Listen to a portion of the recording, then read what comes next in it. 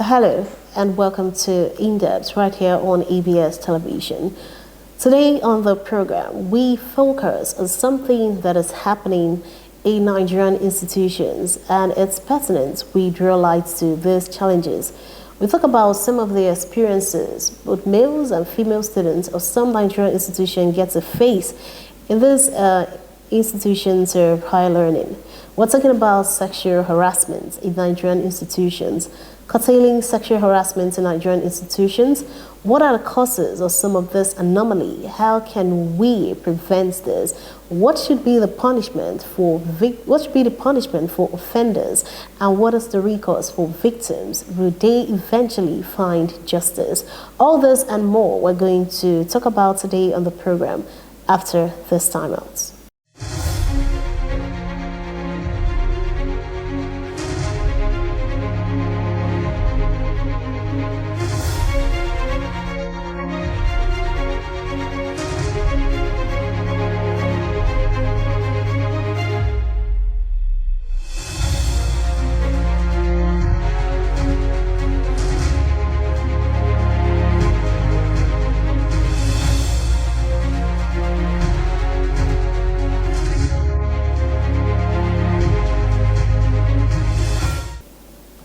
You're welcome back, and this is still Indepth right here on ABS television. And just before that time out, I told you that today we talk about something that has become a worrisome trend in Nigerian institutions, and that is the persistent cases of sexual harassment of university undergraduates.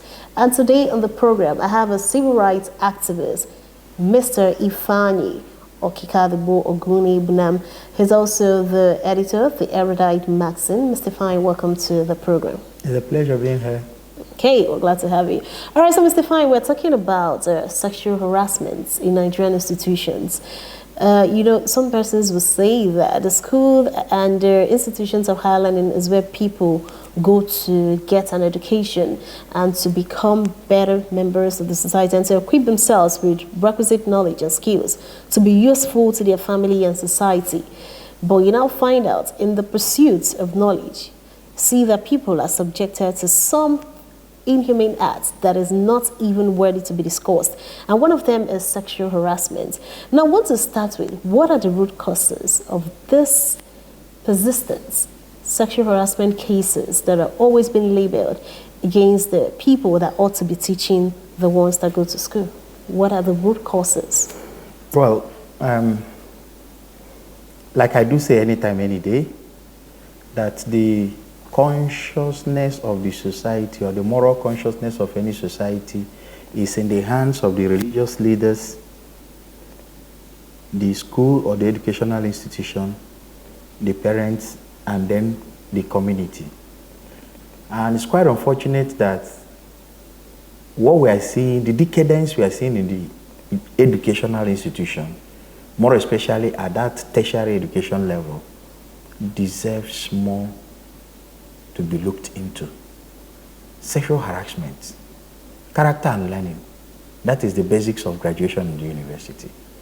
And then you begin to ask yourself, isolate these individuals that constitute the educational community or the university community. Do those who operate in those theaters, do they have a character and the learning? And if they do they really exhibit it? Sexual harassment occurs between the students themselves and then between the student and the lecturers, vice versa. Even we also see situations like that amongst the co-lecturers. They harass themselves as well. But it's unfortunate that sometimes they keep quiet. They harass themselves. But what you prominently see is most times the randy male lecturers harassing more of the female lecturers, the female students. And you ask yourself, in Igbo Palace, these kids were sent to you to nurture and make better persons. Then you turn around and start harassing them, no matter how beautiful they are. They are kids who ought to be under you. They are children you are left to train, Because as a lecturer, these students have left their parents and are depending on you, looking up to you to direct them in life. I remember growing up, how we used to copy our teachers then. The way they walk, the way they speak, and all what's not. Now, do the character of some of these lecturers, is it worth learning? Is it what these students can say, yes, let me copy, let me make mentors from amongst these ones? Why must you harass a child that is left with you? And it does happen because I feel that enough has not been done. Culprits have not been dealt with.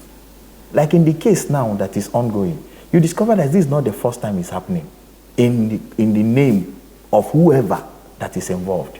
That such has happened, he has been involved in it before, and he went scot-free.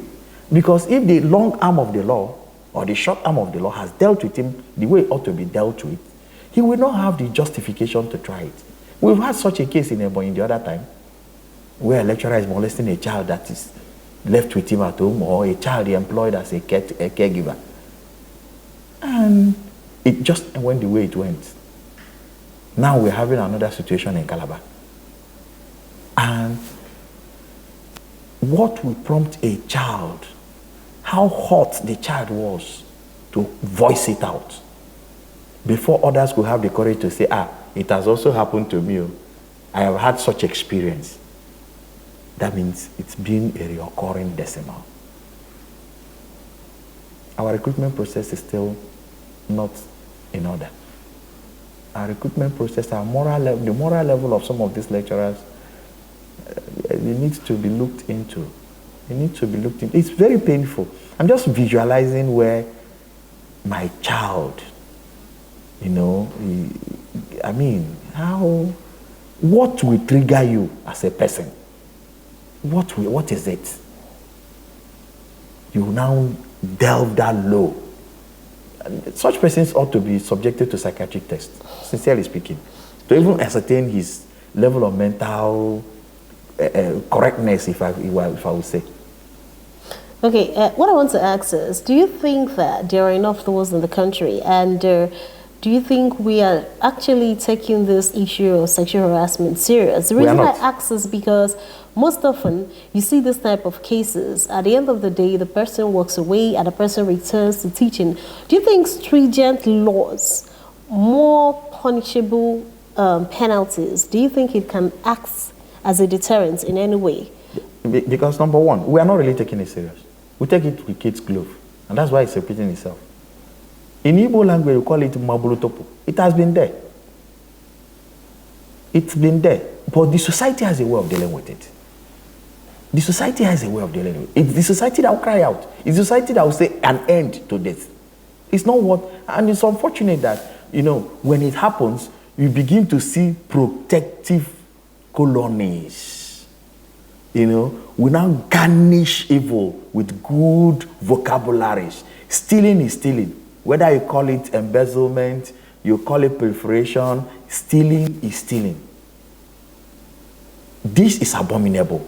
I don't think any culture accommodates this. I don't think. This is condemnable. Spiritually, morally, culturally, and otherwise. Then the question is justice. Has justice ever been meted out to such persons? I'm still doubting it. Because justice will come with an equitable, equal, and opposite reaction. If justice has actually been meted to persons who have gotten themselves involved, I don't think this recurring decimal will keep coming up. We just keep doing the same thing over and over and expect a different result. It's not possible. The next you hear is that the university community has set up a panel. The panel will come up. It's a legal issue, my friend. This issue got to get to court. And the man or the woman should come to defend himself. To me, there are two cases in Nigeria that is very difficult to prove. Rape and the one you people call, even terrorism is difficult to prove. Terrorism is very difficult to prove. But I think that until, Child Rights Act is dealing with this issue, but do we really have all the states domesticated the Child Rights Act? Violence against women is also dealing with situations like this. Have all the states domesticated it? And even when they are domesticated, are they dedicated courts for it? Because you take this case to a civil court, justice delayed is justice denied. Before you know it, the persons involved, in fact, the victim will just sign off. And then the second issue is, how do the university community treat both the victim and the perpetrator? You discover that most times the university community protects the perpetrator because he's highly placed in the university. Then the perpetrator, they forgot that the young shall grow. The young shall grow. Whatever you do to such child, and you discover that most times the students don't even finish their education in that institution because they will be so tormented by other lecturers who are trying to protect their colleagues. Do we even have in the university a proper guidance and counseling unit that will come in, the psychological unit that will come in to, work on the psyche of this child who against her will? Because rape is unconsensual sexual knowledge. No consent. And it's more painful that biologically, the penetration must be hard. Because this person is not, there's no, it's terrible. It's terrible. The injury she's going to sustain, the trauma she's going through, the dent that's even, is another one that was raped by the lecturer, from even among the students. Before the oppressor, in quote, and his colleagues or her colleagues will begin to do their own part. I pity for victims of sexual rape in the university because I don't see where justice will come from. Okay, now those victims, there's the students who eventually end up getting sexually harassed. Do you think there is anything they can do? To speak up for themselves. Do you think there is something the students should be doing to make sure that, for instance, I read of a story that the lady said it was twice. Can you imagine? It was twice. So this thing has a way of messing with someone's, mental health. So, is that something those victims should be doing to, forestall this kind of incidents? Well, I quite appreciate the fact that the way and manner some of our female students dress is very provocative. But then, will it now lead you to? It's when somebody is not in control of himself, as a matured adult, you should be in control of yourself, emotionally and otherwise. Otherwise, you are just an animal.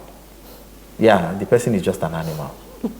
If you cannot, it's only animals that can't control themselves. Yeah. Even dogs control themselves. By the time you back, in fact, it takes a process. Yes, decent dressing, very important. Because sometimes we say, dress the way you want to be addressed. But even at that, does it? And I begin to appreciate some universities where they tell you how you have to dress before you enter their university community. Mm-hmm. It's also necessary. Then, in quote again, some of these lecturers will tell you, they came begging me for mark. That's sex for marks. Grades. Of sex for grade. But how does it tally? How does it tally? Honor. You are what you are in the academic community by honor. So where is your honor? Where is your honor? Why can't you cancel the child and say, sit down, my friend. Yes, you failed. Okay. Why did you fail? What caused your failure? If there are germane cases, then you will see what you can do. If there are no germane cases, let the person go and repeat. And it's the same group that will come out and tell us that the academic standards are fallen when there's sex for grade. And also, I think that, and I don't mind this devil's workshop, some of these lecturers, are they really engaged? As in, Because in Igbo Palace, on Katanwele Yapo. Yes. And I don't mind this devil's workshop. If this mind is seriously engaged, I mean, even for the student, yes, tell me, yes, this, you just treat issues with dispatch. Because before sexual arousals and all what's not, a concept must be built in your head, looking at the person. So why would you spend hours with a female student inside your office? Man, no be firewood, yes, I agree. So you manage these situations. And why close door? Why must you close door? There are some things, some measures as a person you need to put in place to also help check yourself. Then, are there things the students need to do? My brother, my sister, the first thing to do is to be careful. Because some of these perpetrators have been doing it over time. You must have heard the story. Why not keep your distance? Take away the casualty from the cause or the cause from the casualty. Avoid situations that will lead you to an enclosure with such randy persons. That's madness. Think smart. Act smart. You can't tell me that in the academic community that such perpetrators, their history is not there. The history is there. You don't tell me it just happened. No. And in this situation like this, the issue we're having in Calabar, this person has gone to court with the students and was able to use the technicalities of the law to find his way out. And then you begin to ask yourself, because he find his way out, he's above the law now. I think this time around, the law should find the man out and not the man finding his way out of the law. Okay, all right. Okay, we're going to take a break at this point, and when we come back, we're going to continue with the program. Remember, we're still talking about sexual exploitations in Nigerian institutions of higher learning. And when we come back, we're going to be drawing a brief comparison with what is obtainable in other climes and what is presently being witnessed right here in the country.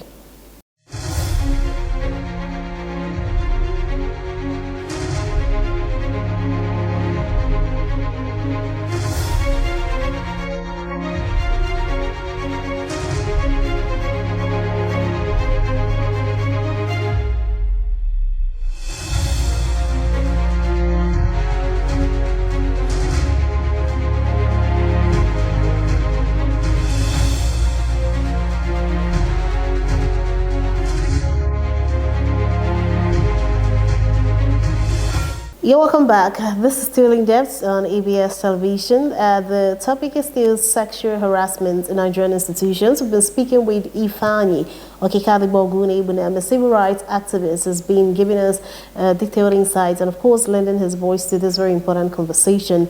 And with regards to sexual harassment that is being witnessed by Nigerian undergraduates in different institutions of higher learning. And just before the break, I said that when we come back, we're going to be drawing a comparison between what is obtainable in other climes and what is obtainable right here in the country. Now, Mr. Fine, my question is that issue of sexual harassment is not like it's something that only happens right here in the country, in Nigeria.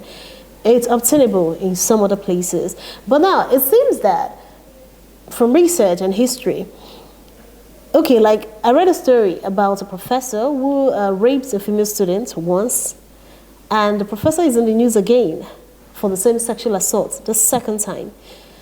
Now, I don't know, correct me if I'm wrong though, but I don't think that this kind of scenario is going to be obtainable in a more civilized clime where somebody has been accused of rape and somehow the person managed to, walk away free the first, at the second time, and you think it's okay. Now, what I'm asking is, what is different when it comes to handling of these sexual harassment cases in more advanced climes? What are they doing differently that makes it seem like victims over there tend to get more justice, not even about more justice?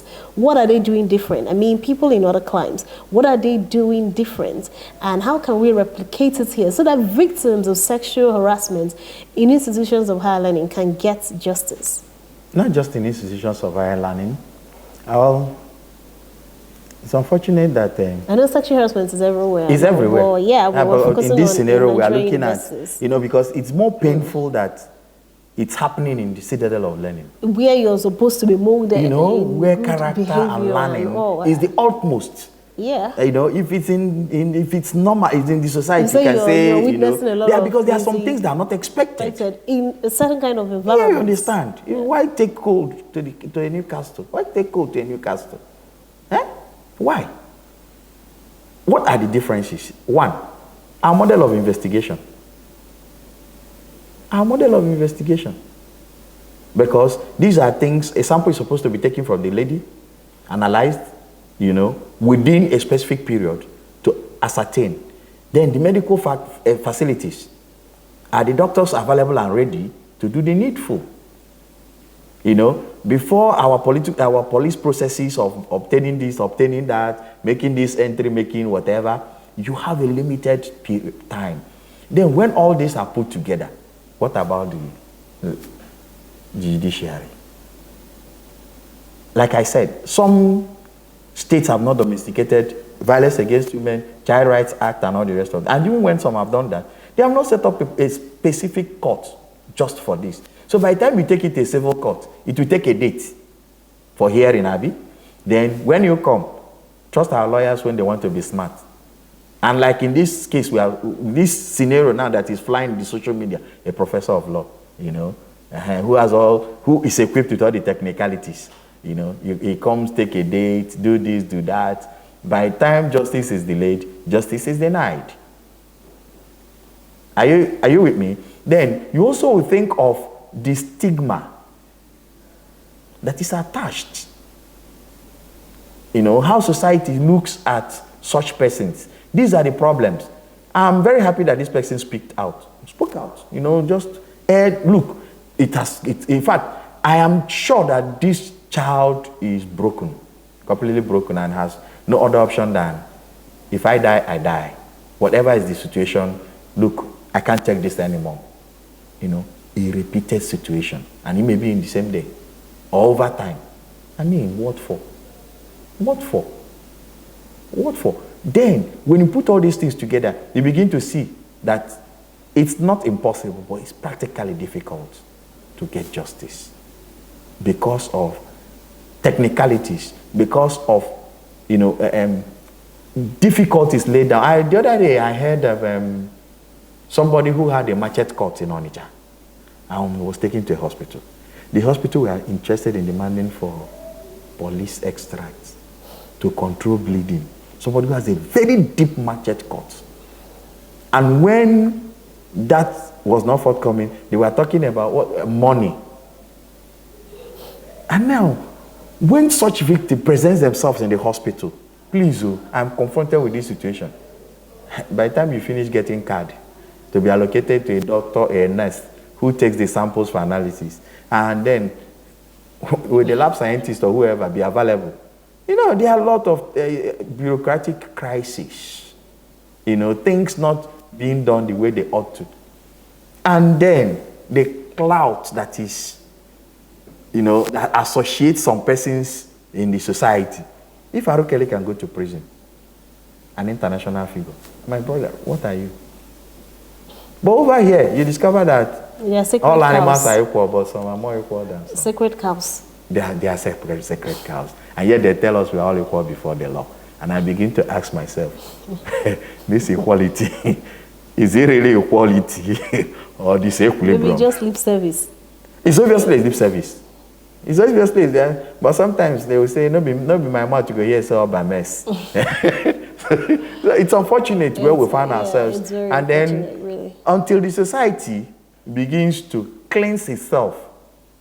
You know, I've watched evolution, Alex, as a person, and you discover that even plants regenerate a better species of themselves. That's why we are the malaria treatment we take in the yesteryears are not the same. So if mosquito can regenerate himself to beat a situation, we discover that our society does not regenerate itself, and they are not proactive.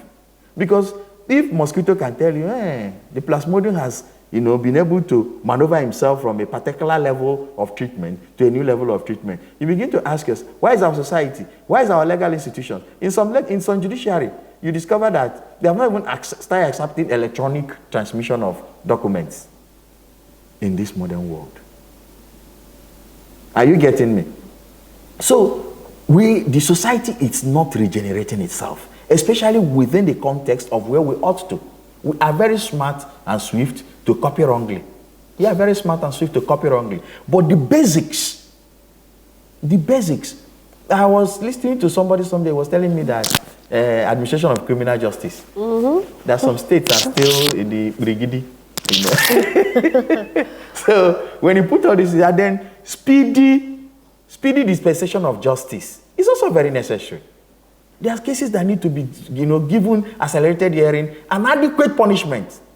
An adequate punishment. It's not treating delicate, destructive issues with kid glove. This is destructive. It will destroy our university. It will destroy the fabrics of our society. It will destroy womanhood. Take it from me today. Because by the time a woman is tormented at a younger age, this grows with him or her. Such a child will have a different mindset. A different mindset about man, family, and parenting. Because if a melon if I am what I afo, which had happened here. Okay, all right, so we've already identified that there is a problem, particularly with regards to this issue of sexual harassment in institutions of higher learning.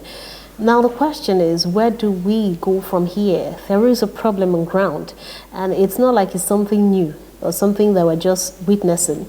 Now, how can we address this anomaly, particularly in this era of digital revolution, this era of technology, where people have taken to the internet to, have a voice in these important conversations?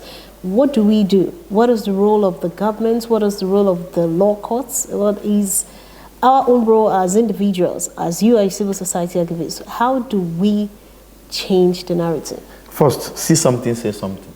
Be bold and courageous enough to come out and air your view. The ladies and the womenhood should be able to stand up for themselves. The Association of Women Journalists, Association of Women Lawyers, these are challenges on you. Associations that have to do with womenhood, this is what you fight for. Then, the civil society, advocacy, more advocacy, more advocacy, and more advocacy. The police, expedited investigation. The judiciary, a proper reform. A proper reform. If there are no reforms within the judiciary, when all these things are put together, by the time it hits the judiciary, you discover that it's no.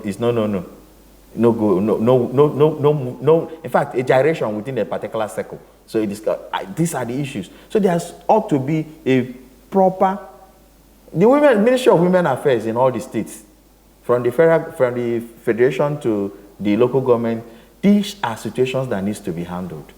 Then we should teach our children, especially the female folk, how to defend themselves. Yes, learn combat sports. Someone even said that the other day, yesterday. Yeah, it's very important. They say that she's going to register her kids. Yeah, learn, karate, those self-defense mechanisms, skills, yeah. And then just deal with the person. Give him a corrective slap. I'll reset the brain. Okay, all right, okay. Well, it's, when this kind of conversation starts, it will look like it's something that we should keep talking about. But we don't have all the time in the world, but I want to thank you for at least, coming to give a voice to this conversation. And I'm going to borrow from what you said. Yeah, because I think it's the best thing. Somebody was talking about it yesterday on social media that once the children are of age, he's going to go and register them in karate class, taekwondo. Because I think self-defense. But, very important. But the thing is, why do we have to even defend ourselves? Why don't we have to be free? In our own country, we're not slaves. Madam. We should be free. Even when you are cutting the tree defends itself as well. That's why the particles can fly into your eyes. Not talk about a human being. You must learn to defend yourself. Okay, I'll end the conversation by, borrowing from what the guest said with regards to this discussion. If you see something, please say something. Stop encouraging bad behavior. Yeah, if someone does something wrong. Institutions of higher learning are where people get to be molded in character and learning. And if these institutions are no longer safe for these students, how do you think the other people coming behind them will be propelled to go to school? Please, let's try and protect our students, particularly the females in those institutions. Even males, I'm sure, are also subject to some of this harassment. But I think the statistics, if we're being fair, it's more on the part of female undergraduates being harassed. But what we are saying is, please, let's all join hands to change the narrative. And like you said, if you can learn a self-defense method, one or two self-defense methods to protect yourself, because you already see where you are. If nobody is willing to protect you, then I think the best protection you need to have is the one you offer yourself. So please, let's try and do the right thing. And I want to thank Ifeanyi Okikadibo Oguni Bunam, a civil rights activist. Thank you, Ifeanyi, for coming on the program today. It's a pleasure. All right, until next time on In Depth, I am Priska Wanko.